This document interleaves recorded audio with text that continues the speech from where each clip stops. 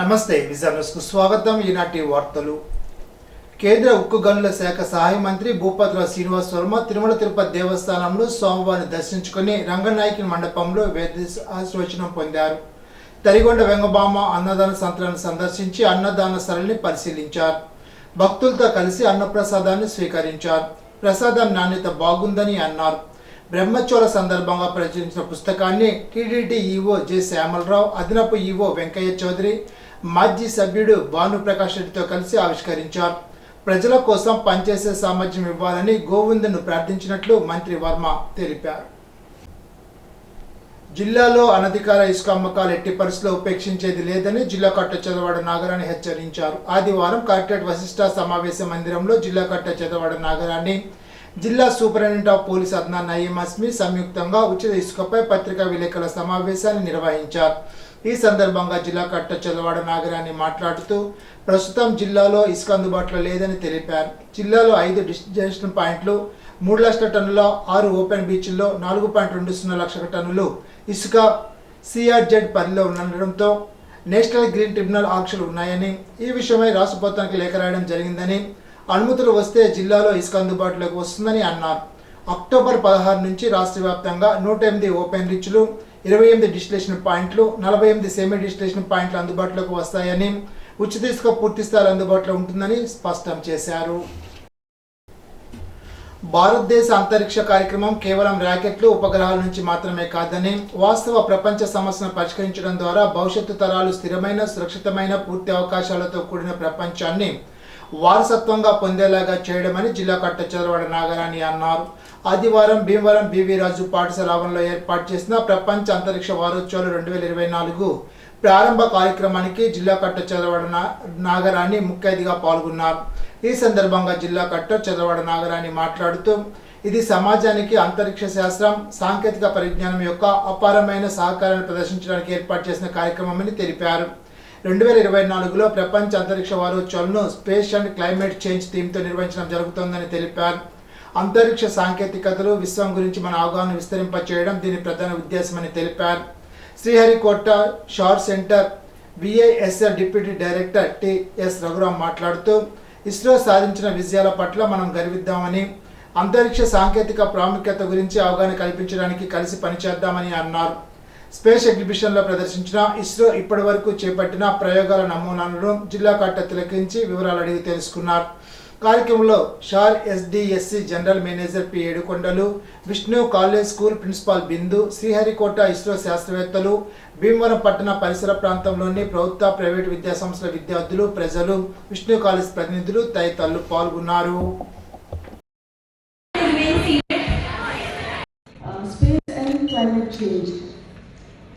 This highlights how space technologies are not only expanding our understanding of the universe, but also helping us address some of the critical issues we are facing in our time, like climate change. Through this event, we aim to showcase how ISRO's cutting-edge research is creating solutions for a sustainable future and to inspire the next generation to take part in this incredible journey. ISRO space missions have placed India among the top spaceflight nations in the world. From launching satellites that assist in weather forecasting to sending missions to Mars and Moon, ISRO's activities have transformed the way we live and understand our planet. నిశ్చలత్వంతో జ్ఞానం చేస్తే ఆరోగ్యవంతుడు కాగలడని ద్రాక్షారామానికి చెందిన pyramid master B Subrahmanya Gupta అన్నారు. Attili pyramid spirituality society movement ఆధ్వర్యంలో దాసం ప్రసాద్ గృహంలో B Subrahmanya Gupta అన్నపూర్ణ జ్ఞానంపై శిక్షణ ఇచ్చారు. శాకాహారంతో జ్ఞానం కుదురుతుందని అన్నారు. సాత్వికాహారం భుజించాలని అన్నారు. మనోనేత్రం తెరవాలంటే జ్ఞానం ఒకటే మార్గం అని తెలిపారు. జ్ఞానేంద్రియాలను నియంత్రించడం ద్వారా ఆత్మజ్ఞాని కాగలడని అన్నారు. ప్రతి ఒక్కరూ ఏకాగ్రతతో ధ్యానం చేయాలని కోరారు. ధ్యానం ద్వారా ఆత్మకు శక్తి ఇవ్వాలని అన్నారు. కార్యక్రమంలో ధ్యాన మండలి ప్రతినిధులు దాసం ప్రసాద్, కడలి మాణిక్యాలరావు, బాలాజీ తదితరులు పాల్గొన్నారు. తెలంగాణలో నిర్వహిస్తున్న బతుకమ్మ సంబరాల్లో భాగంగా అత్తిల్లో వేంచేసి ఉన్న శ్రీ ముస్లమ్మ అమ్మవారికి భక్తులు బోనాలు సమర్పించారు.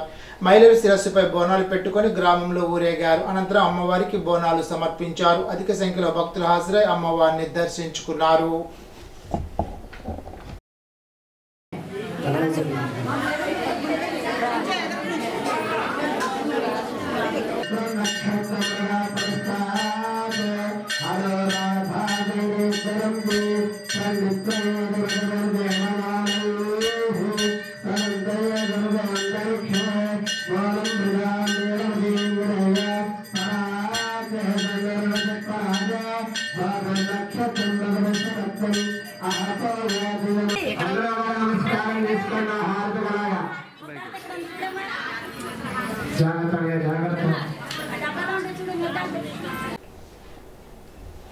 అత్తిలి రామన్నపేటలో గల ఐశ్వర్య దుర్గాదేవి వారి ఆలయంలో నవరాత్రి ఉత్సవాల సందర్భంగా దుర్గాదేవి అమ్మవారికి సలుమూరి నాగేశ్వరరావు చంద్రిక దంపతులు కుంకుమ పూజ నిర్వహించారు. ఆలయ అర్చకుడు చేబోలు రామలింగేశ్వర శర్మ ఆధ్వర్యంలో పూజలు నిర్వహించారు.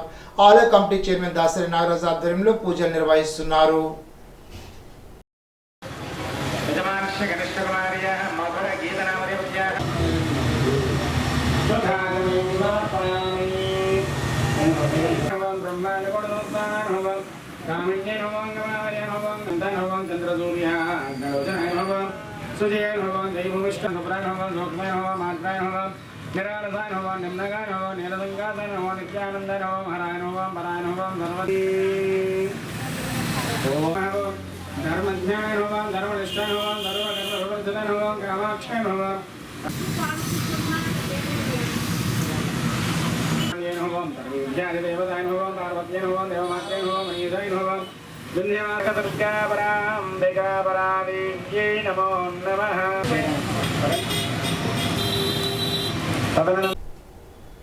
అత్తిలి బస్టాండ్ సమీపంలో గల కనకదుర్గ అమ్మవారి ఆలయంలో దేవి నవరాత్రి ఉత్సవాల సందర్భంగా లలితాదేవిగా కనకదుర్గ అమ్మవారు దర్శనమిచ్చారు. భవానీ భక్తులచే భజన కార్యక్రమాన్ని నిర్వహించారు. అత్తిలి పోలేరమ్మ దేవాలయం వద్ద గల భవానీ మందిరంలో గల కనకదుర్గమ్మ అమ్మవారిని విశేషంగా అలంకరించారు.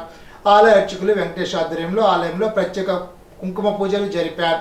కాలగట్టున ఉన్న ఐశ్వర్యదుర్గ అమ్మవారిని లలితాదేవిగా అలంకరించారు. ప్రత్యేక కుంకుమ పూజలు నిర్వహించారు. అత్తిలి శివాలయంలో గల పార్వతి అమ్మవారికి భక్తులు కుంకుమ పూజలు జరిపారు. ఆలయర్చకుడు ఐలూరి రాజశేఖర్ శర్మ శ్రీనివాస్ పూజా కార్యక్రమాలు జరిపారు. శ్రీ దేవి శరన్నవరాత్రి మహోత్సవాల్లో భాగంగా ఆర్విల్లిలో గల శ్రీ కనకదుర్గ అమ్మవారు శ్రీ లలిత త్రిపుర సుందరి దేవిగా భక్తులకు దర్శనమిచ్చారు. ఉదయం అమ్మవారికి అభిషేకాలు, సాయంత్రం కుంకుమ పూజలు చేశారు. ఆలయ కమిటీ చైర్మన్ అమ్మిరెడ్డి పెద్ద సంఖ్యలో భక్తులు పాల్గొన్నారు. మండలంలో గల అమ్మవార్ల ఆలయాలను భక్తులు, భవానీ భక్తులు దర్శించుకున్నారు.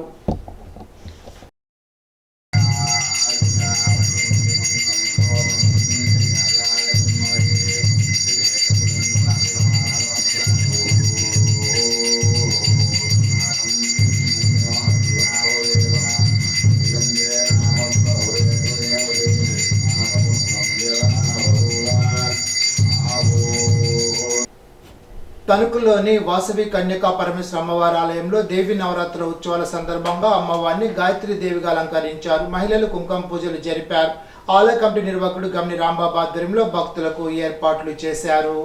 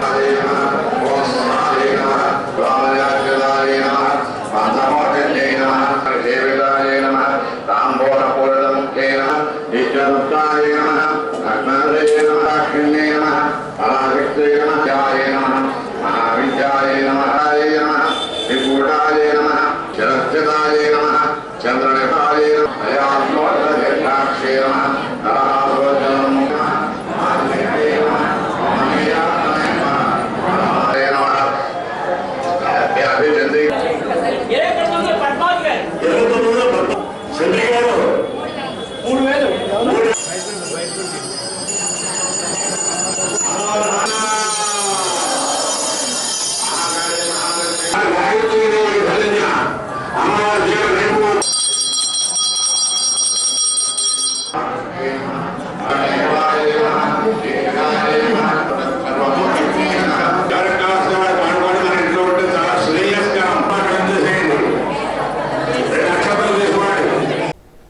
తణుకు మాజేటి వారి కనకదుర్గ అమ్మవారి ఆలయంలో దేవి నవరాత్రులు 67వ వార్షికోత్సవాల సందర్భంగా భక్తులు ప్రత్యేక కుంకుమ పూజలు జరిపారు. ఆలయ కమిటీ అధ్యక్షులు మాజేటి వెంకట దుర్గ శ్యామ్ ప్రసాద్, కార్యదర్శి మాజేటి వెంకట సూర్య నాగేశ్వర ప్రకాశ్ ఆధ్వర్యంలో భక్తులకు ఏర్పాట్లు చేశారు. అమ్మవారిని అన్నపూర్ణ దేవిగా అలంకరించారు.